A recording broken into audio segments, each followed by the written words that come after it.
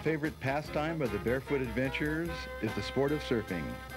Paddle out and join the crowd.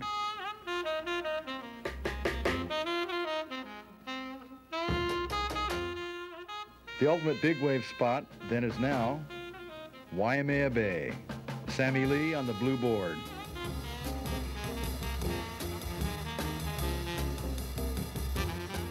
December 1960, Peter Cole, Waimea Bay.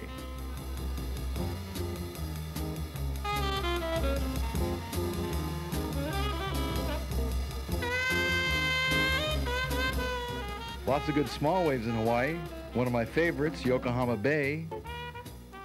Even small waves in the islands can be kind of nasty.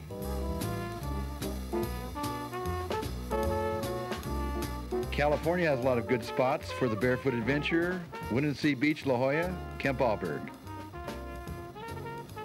The Windansea surfers were a unique group. On the beach, they had their own private spa for the Saturday bath. Another thing some Windansea surfers like to do was ride their flexi flyers in the storm drain underneath the city. You could hear the sound of them rocketing past through the manhole covers. The storm drain eventually dumped them out back on the beach at Windansea.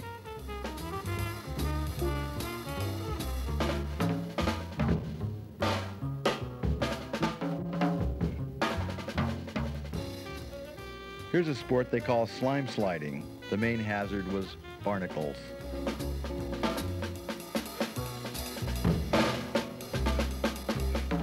The theory was the wave would cushion your body from getting smashed against the rocks. It was only a theory.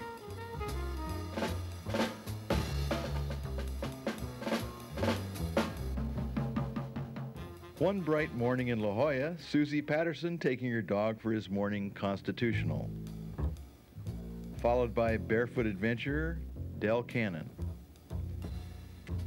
That's William Patterson in the oven.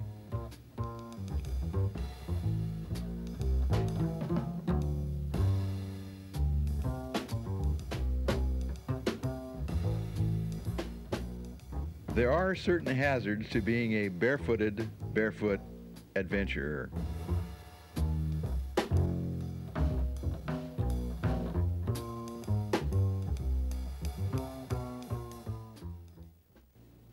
Let's go surfing at Brook Street in Laguna Beach, California. Sometimes you catch waves when you're just trying to paddle out.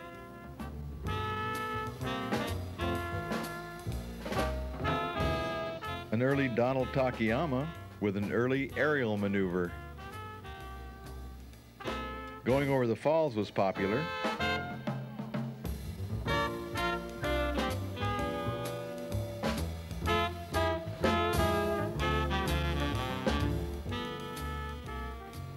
With no leashes and rocks on the beach, you definitely didn't want to let go of your surfboard. A new board in 1960 cost about $75.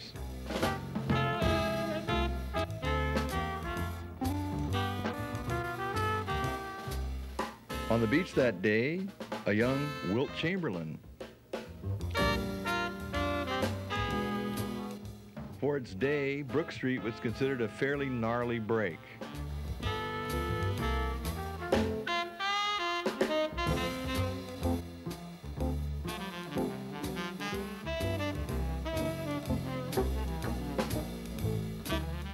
Donald Takayama on his first visit to the mainland from Hawaii.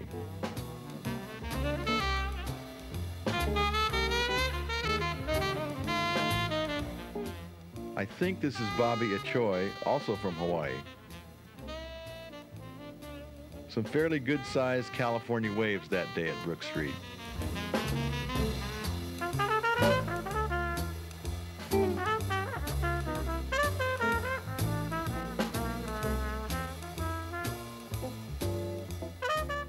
The dream for most California surfers was to go to the islands to surf. The north shore of the island of Oahu was the ultimate place. One of the best and most consistent breaks was and is Sunset Beach.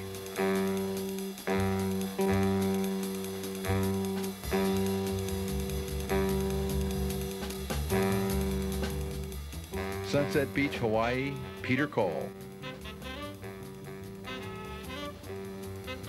The boards weighed about 40 pounds, the leash had yet to be invented, and it was a half-mile swim to shore.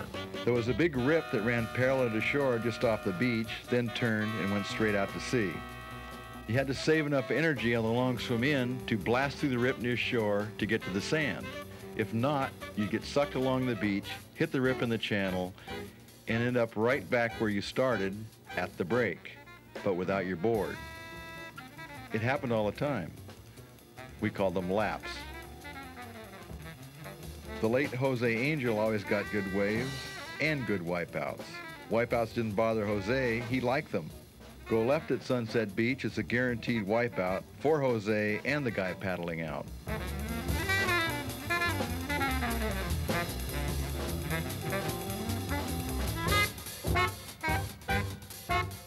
Ricky Gregg, who became an oceanographer, rode these waves as well as anyone. 30 years later, he still does.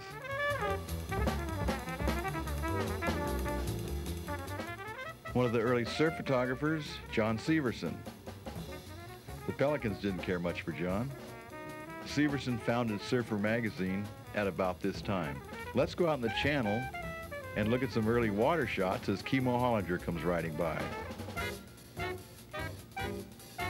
The houses on the beach at Sunset rented for about $75 to $100 a month. Most were vacant.